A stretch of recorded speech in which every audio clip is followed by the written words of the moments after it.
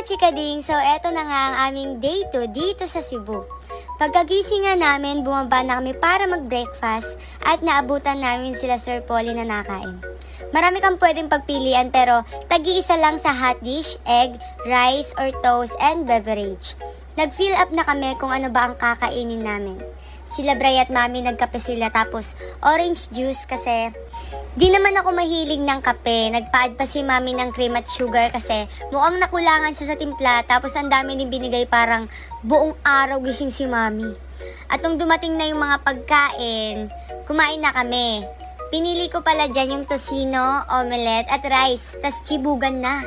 Ang sarap din pala ng bacon nila dyan. Pagkatapos naman namin kumain, umakyat na kami para maligo at mag-ready. Dahil gagala na naman ang mga person. Bumaba na rin kami kasi sa baba ang meet up namin para antayin si Ate Lil. Mga ilang minutes din, dumating na si ate at sumakay na kami sa van. Ang ganda talaga ng view dito sa Cebu, kahit saan ka lumingon, magaganda lahat.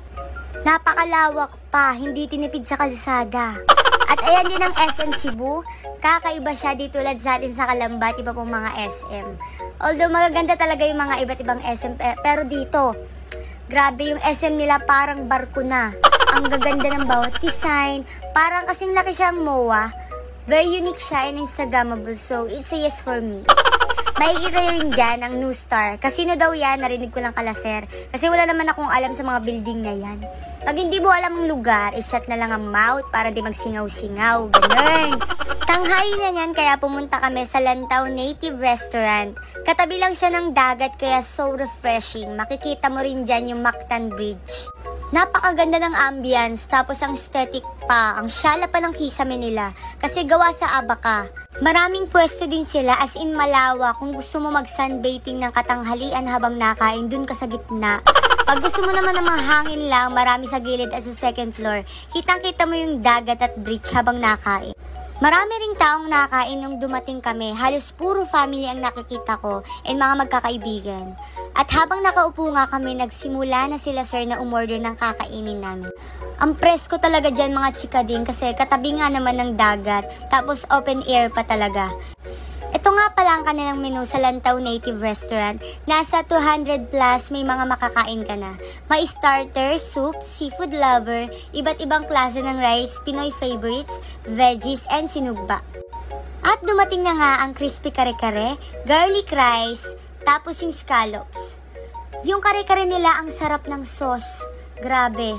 Yung scallops naman nila mga chikading lasang-lasa mo yung butter and cheese niya. Meron ding inihaw na pampano, longganisa ng Cebu, saang, tinolang native na manok at adobong manok. Hindi ko yung na-expect na makakakain ng saang kasi nabanggit na to sa akin ng ate anak ko. Kasi ina-update ko rin sila simula nung dumating ako dito sa Cebu. Masarap nga daw ang saang kaso di naman ako familiar kung ano yun. Tapos nagulat na lang ako na o-order pala sila sir ng saang kaya curious talaga ako kung ano yung lasa nun. Nung natikman ko na nga yung saang, ang sarap niya. Lalo na yung sa malambot na part, para ka lang nakain ng taba tapos malinamnam siya. Naglakad-lakad na nga kami at para lang siyang seaside sa MOA. Sa gilid marami pa din kainan, pwede kang pumili kahit saan, lalo na siguro sa gabi. Maganda to lalo na sa mga gustong magwalwal dyan at mag-date. Nakarating na nga kami sa dulo pero want to sawa ka kahit dun sa far away. May kainan pa din dyan ang Chikaan sa Cebu for family restaurant. Pwede din kayo mag-pictorial kasi malinis tas ang sarap tumambay. Magkakaroon ka talaga ng peace of mind. Sa mga gusto din ng closure, usap kayo dito, matik comeback ang aabutin nyo. Lalo na sa mga getting to know each other, pwede kayo magampasan ng upuan dyan. Marami. Pumunta nga pala kami sa gelato. Gelato. Ito na naman ako. Dahil kakain daw ng dessert, lalo mainit din ang panahon. Pumasok na nga ako at very gulat na naman si Moon. Paano ba naman kasi ang ganda na loob? Para ang gold ng mga tinda nila tapos with table pa sa loob. Ngayon nga lang din ako nakakita ng malaking kulungan ng ibon. Para mga paro tuloy yung mga magjowa sa loob. Umorder na sila ng ice cream at habang namamahinga kami, nagchichikahan din. Umalis na nga kami at ayan ang sinasabi ko kanina na makikita sa view ng Lantaw, yung Mactan Bridge. Haba niya in fairness, tapos may mga nakita din kaming naliligo sa dagat. Next gala naman namin ay sa Magellan's Cross. Nag-search ako sa history nito at ito ang nalaman ko. Ang Magellan's Cross ay ang pinaniniwalaang unang krus na itinirik sa bansa. Sinasabing inilagay ito sa utos ni Ferdinand Magellan, isang eksplorador na Portuguese na naglayag para sa Espanya at unang nakarating sa Pilipinas para sa mga Europeo. Itinayo ito noong Abril 1521 bilang paggunita sa pagbinyag sa Katolisismo kina Rahaw Mabo ng Cebu, kanyang asawa, mga ana at marami sa kanilang mga alagad. At pagtapos naman namin magpadasal, pumunta naman kami kay Maring Ellen Adarna sa Temple of Leia. Lola pala niya ang may-ari nun. Paakyat siya ng bundok, tapos pazigzag pa. Di namin namalayan kasi nakaidip na kami dyan. Nagising na lang kami nung malapit na. Inihalin tulad sa Temple of Paterno ng Acropolis at Athens ang makabagong tourist attraction ng Cebu City na Temple of Leia. Ito ay simbolo ng walang kamatayang pag-ibig ni Teodorico S. Adarna sa asawang si Leia Villa Albino Adarna, ang nag-udyok para maitayo ang monumentang pag-ibig noong 2012. Ang rates nga pala dito pag weekdays ay 120 sa adult, 80 naman sa senior, at sa weekend naman 150 sa adult at 100 naman sa senior. At kabilang sa 7 na palapag na templo na may 24 chambers ay gallery, museo at silid-aklatan kung saan lahat ng mga libro at iba pang paboritong babasahin ni Leia ay nakasalansan. Sa labas na harapan ng templo ay may estatwa na babae sa fountain. Matatanaw sa gilid ng templo ang panoramic view ng Cebu City at Karatig lungsod.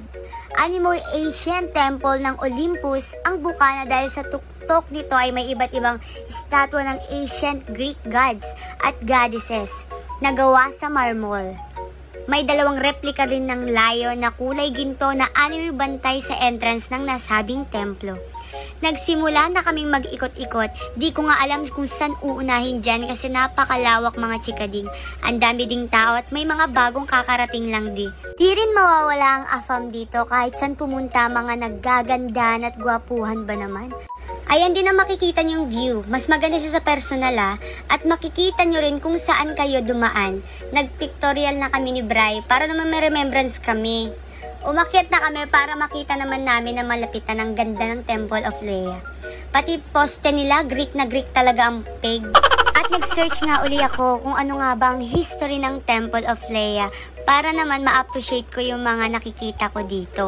Nakapwesto sa gitnang bahagi ng gusali ang 9 na pulgadang estatwa ni Queen Leia na sinasabing nagkakahalaga ng 4 milyon.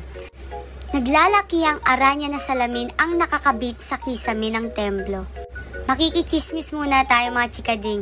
Base sa kasaysayan, si Leia Villa Albino, 16 at Teodorico S. Adarna, 19 ay nag-isang dibdib sa loob ng 53 taon.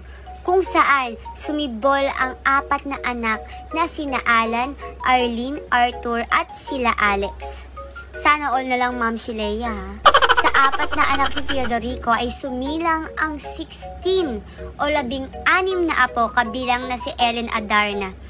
Lumipas ang panahon ay nakapagtayo ng bahay ang pamilya Adarna sa loteng may sukat na 2,500 square meter sa kilalang Maria Luisa Subdivision.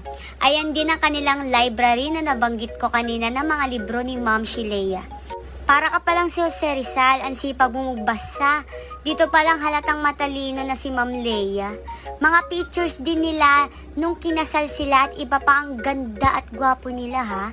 Narito rin ang mga iba't ibang jar. Di ko alam tawag dyan pero halata namang mahal yan. Nakita ko lang yan sa mga Legend of the Blue Sea.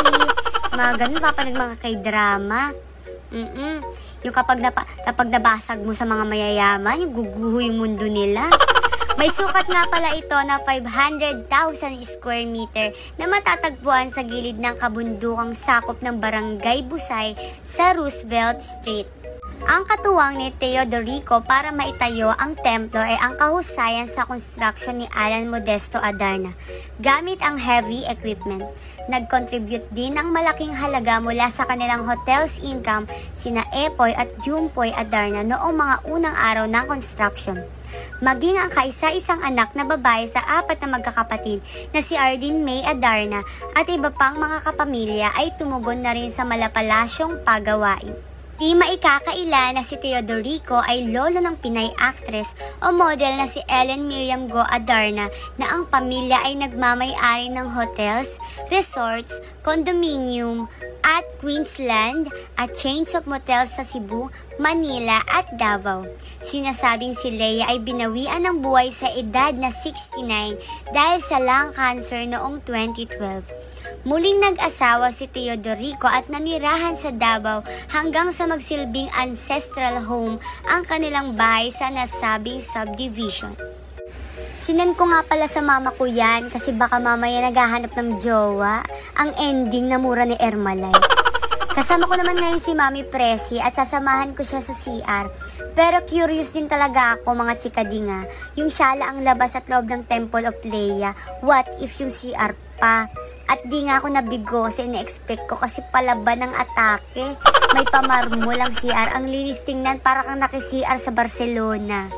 At dito nga pala sa baba or parang underground, pwede kang umorder ng iced coffee or hot coffee habang nag-chill sa masarap nilang upuan. May background music pa pero mukhang pagod na yung speaker nila dan. Kasi akala ko may nagwe-welding, pungal sa speaker lang pala. Umalis na nga kami at napunta kami sa Molave Cafe and Bistro. Yung parking dito parang pang helicopter na eh. Siguro kawawang mga sasakyan dito pag tanghali kasi ma-open.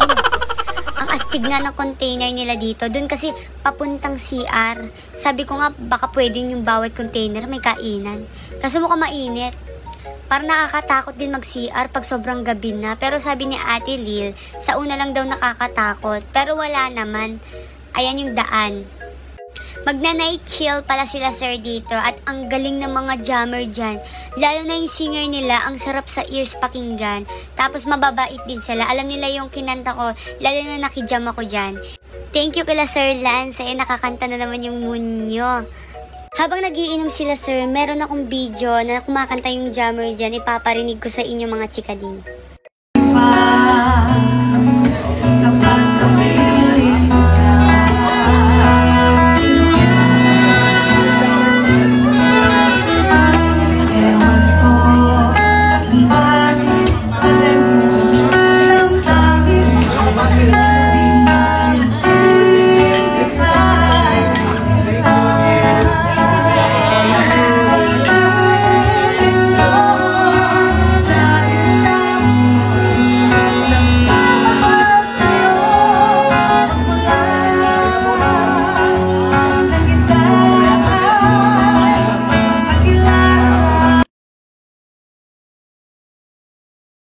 At dito na nga nagtatapos ang aming day 2 mga chikading dito sa Cebu.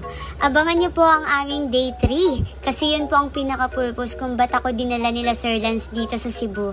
Ayun ang mamit ko ang biological mother ko. Salamat po kina Sir Lance, Doc Paul, Sir Polly at Sir G, Brian at Mami Presi sa pagsama sa katuparan ko.